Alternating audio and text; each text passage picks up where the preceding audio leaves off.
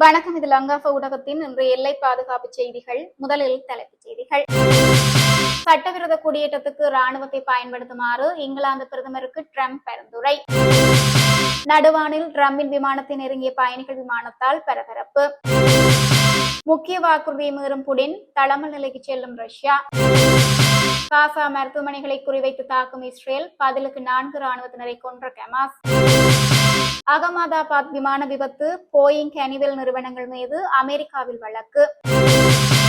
ஆப்கானிஸ்தானில் இணைய சேவையை துண்டித்த தலிபான் அரசு. காசாவில் போரை முடிக்கு கொண்டு வருவதற்கான ஐநாவின் தீர்மானம் தோல்வி. இச்செய்திக்கு பிரதான அனுசரணை house of spice Swiss, TCD வணிக வளாகம் Ilankai, SKD Nathan Swiss, Ammas restaurant Swiss, Siva cargo Swiss, Seetha resto Swiss, Selva சுக் சுவிஸ், ஹரி லீஃப் சுவிஸ். தொடர்பென விரிவான செய்திகள்.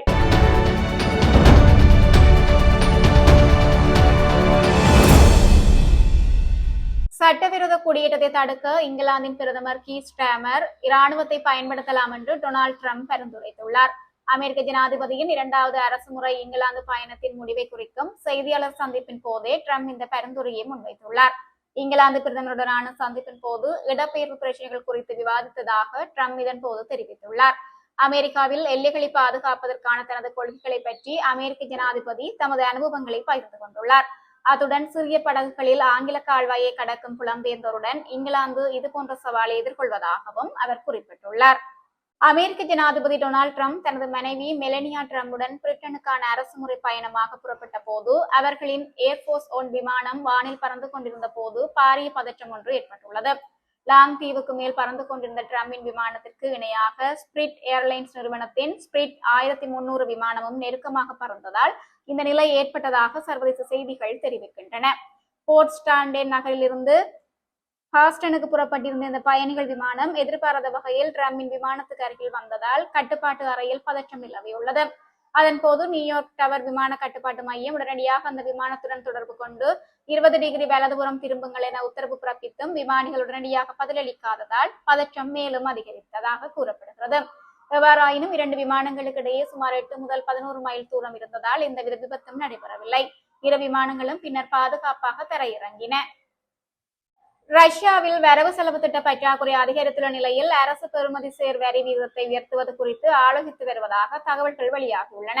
பொருளாதார நிலைத்தன்மையை பேணவும் கையிருப்புகளை பராமரிக்கவும் இந்த நடவடிக்கை அவசியம் என புடின் நிர்வாகம் கருதுகிறது.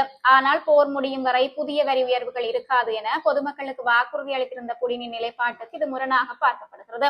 இந்த நிலையில் செப்டம்பர் 29ஆம் தேதி நாடாளுமன்றத்தில் வரவு செலவு திட்ட வரைவு சமர்ப்பிக்கப்படும் என எதிர்பார்க்கப்படுகிறது. அதன் முக்கிய அம்சங்கள் ஏற்கனவே ஜனாதிபதி புடின் ஒப்புதலுடன் தயாரிக்கப்பட்டுள்ளதால் நாடாளுமன்ற விவாதத்தில் பெரிய மாற்றங்கள் நிகழ வாய்ப்பு குறைவு என தெரிவிக்கப்பட்டுள்ளது. 3 நாட்களில் முடியும் என்று எதிர்பார்த்த உக்ரைன் போர் தற்போது 4வது ஆண்டில் தொடர்கிறது. இதற்கிடையில் ரஷ்யா இந்த ஆண்டில் தனிநபர் வருமான வரியும் நிறுவன வரியும் உயர்த்தியிருந்தது. இருப்பினும் மே மாதத்தில் மொத்த உள்நாட்டு உற்பத்தியில் 1.7% அளவுக்கு 3 மடங்கு அதிகரித்த வரவு செலவு திட்ட பற்றாக்குறையை நிர்வாகம் ஏற்க வேண்டியிருந்தது. இந்த நிலையில் தற்போதைய 20% வரி வீதத்தை 22% உயர்த்துவது பரிசீலனையில் உள்ளது. ஆனால் எண்ணெய் வருவாய் ஒதுக்கீட்டு விதி செயற்பாட்டில் இருக்கும் வரை இந்த மாற்றம் 2026க்கான வரவு செலவு திட்டத்தில் மட்டுமே நடைமுறையாகும் வாய்ப்பு அதிகம் என கூறப்படுகிறது. நேற்று காசாவில் உள்ள மருத்துவமனைகள் அருகே இஸ்ரேல் வான்வழி தாக்குதல்களை நடத்தியது. காசா நகரில் தரைவழி தாக்குதல் தொடங்கிய பின்னர் மருத்துவமனைகள் மீதான தாக்குதல்களை இஸ்ரேல் தீவிரப்படுத்தியுள்ளது. காசாவில் உள்ள அல் அசிபா மற்றும் அல் ஐக்லி மருத்துவமனைகள் மீது இஸ்ரேல் ஏவுகணைகள் தாக்குதல் நடத்தி 15 பேர் கொல்லப்பட்டனர். கடந்த 24 மணி நேரத்தில் பெண்கள், குழந்தைகள் உட்பட 26 பேர் கொல்லப்பட்டுள்ளனர். இதற்கிடையே நேற்று தெற்கு காசாவின் ரஃபாவில் ஹமாஸ் நடத்திய எதிர் தாக்குதலில் 4 இஸ்ரேலிய வீரர்கள் கொல்லப்பட்டனர். இதற்கிடையே இஸ்ரேலிய துறைமுக நகரமான ஈலாட் மீது கவுதிகள் நேற்று ட்ரோன் தாக்குதலை நடத்தினர். இந்த தாக்குதலில் ஒரு ஹோட்டல் தீப்பிடித்தது. மேலும் மேற்கு கரைக்கும் ஜோர்டானுக்கும் இடையிலான ஆலன்பி கிராங்சிங்கில் நேற்று பிற்பகல் 3 மணியளவில் ஜோர்டானிய லாரி ஓட்டுநர் நடத்திய துப்பாக்கிச்சூடு மற்றும் கத்திக்குத்து தாக்குதலில் 2 இஸ்ரேலிய குடிமக்கள் கொல்லப்பட்டனர். இஸ்ரேலிய அதிகாரிகள் லாரியை ஆய்வு செய்து கொண்டிருந்த போது தாக்குதல் நடத்தியவர் இஸ்ரேலியர்கள் மீது கைத்துப்பாக்கியால் சுட்டார்.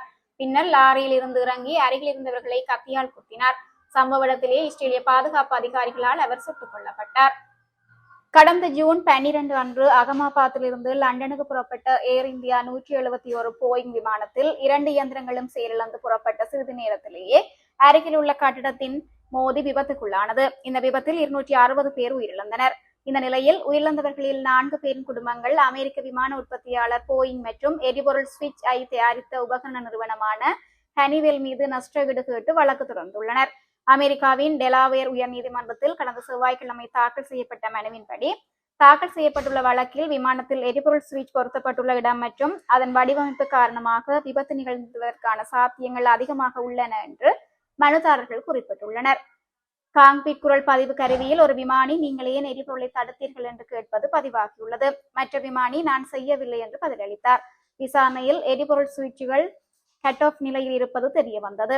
குழுவினர் 14 வினாடிகளுக்குள் அவற்றை ரன் நிலைக்கு சொடுக்கினாலும் விமானம் ஏற்கனவே கட்டுப்பாட்டை இழந்து 32 வினாடிகளுக்குள் விபத்துக்குள்ளானது.